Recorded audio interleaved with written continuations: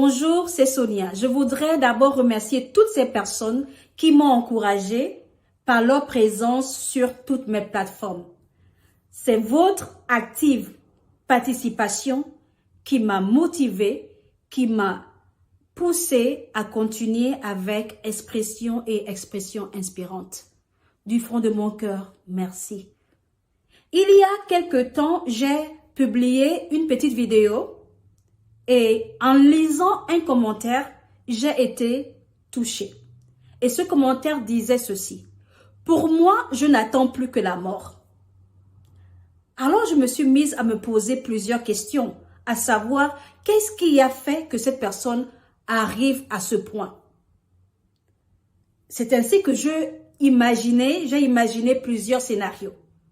C'est possible que cette personne soit passée par des problèmes compliqués, qu'elle ait traversé des difficultés incroyables qui l'ont poussée à adopter une position dans laquelle elle n'a plus rien à espérer. Nous sommes à la fin de l'année et malheureusement, plusieurs d'entre vous vous retrouvez dans la même position que cette personne. Vous avez perdu tout espoir. Malgré les efforts considérables que vous avez fournis, rien n'a marché.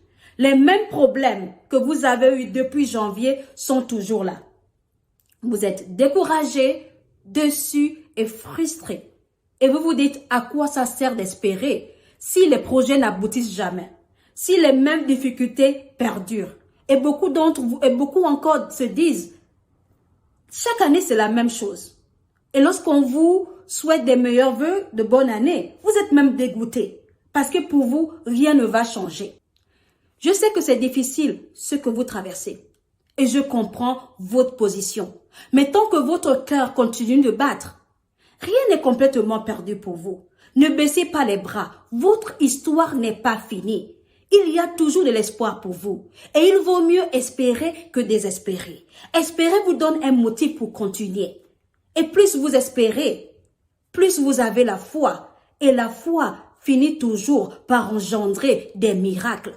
Par contre, désespérer, c'est une recette pour s'attirer d'autres problèmes. Plus vous désespérez, plus vous ouvrez la porte à l'anxiété. Plus l'anxiété vous domine, plus elle rend votre corps vulnérable à certaines maladies telles que la tension. Psaume 102,14 dit ceci: tu te lèveras, tu auras pitié de Sion, car le temps d'avoir pitié d'elle, le temps fixé est à son terme. Quand Dieu se lève, c'est pour agir. Quand Dieu se lève, c'est pour changer les circonstances. Oui, cela fait plusieurs années que vous êtes dans la même situation. Oui, cela fait plusieurs années que les problèmes durent, les mêmes problèmes persistent.